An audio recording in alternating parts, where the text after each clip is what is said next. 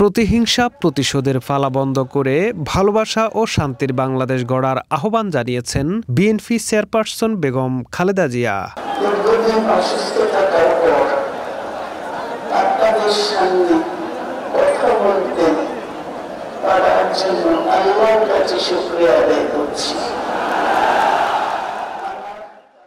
দীর্ঘ ১৫ বছর বেশি সময় পর আজ বুধবার নয়াপল্টনে বিএনপির কেন্দ্রীয় কার্যালয়ের সামনে সমাবেশ অনুষ্ঠিত হয়। সমাবেশে যোগ দেন সারা দেশ থেকে লাখো বিএনপি নেতাকর্মী। এতে যুক্ত হয়ে ভার্চুয়ালি বক্তব্য দেন বিএনপি চেয়ারপারসন বেগম খালেদা জিয়া।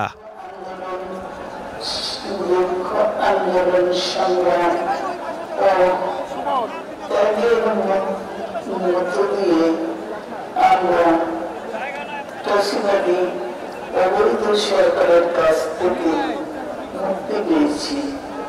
আমি আন্তরিক ধন্যবাদ জানাতে চাই আমাদের বীর সন্তানদের, যারা মরণপণ সংগ্রাম করে এই অসম্ভবকে সম্ভব করেছে। এ সময় তিনি সংগ্রাম ও রক্তের বিনিময়ে যে তরুণরা বাংলাদেশের নতুন স্বাধীনতা এনেছেন তাদের হাতকে শক্তিশালী করার আহ্বান জানান। সভাপতির বক্তব্যে বিএনপির মহাসচিব মির্জা ফখরুল ইসলাম আলমগীর বলেন, নৈরাজ্যকারীরা দেশের শত্রু, আগামীতে তাদের বিচার করা হবে।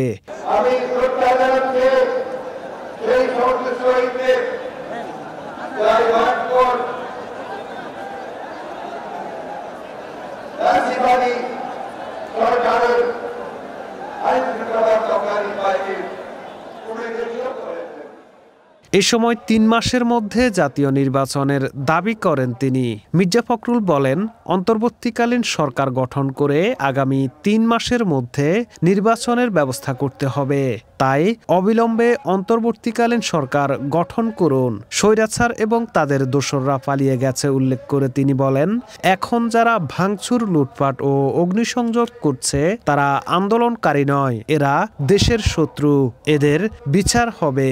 এ সময় সবাইকে হিংসা বিদ্বেষ ভুলে ছাত্রদের সঙ্গে ঐক্যবদ্ধ হয়ে বিজয়কে সুসংহত করার আহ্বান জানান বিএনপির মহাসচিব। সমাবেশে লন্ডন থেকে ভার্চুয়ালি প্রধান অতিথির বক্তব্য দেন বিএনপির ভারপ্রাপ্ত চেয়ারম্যান তারেক রহমান।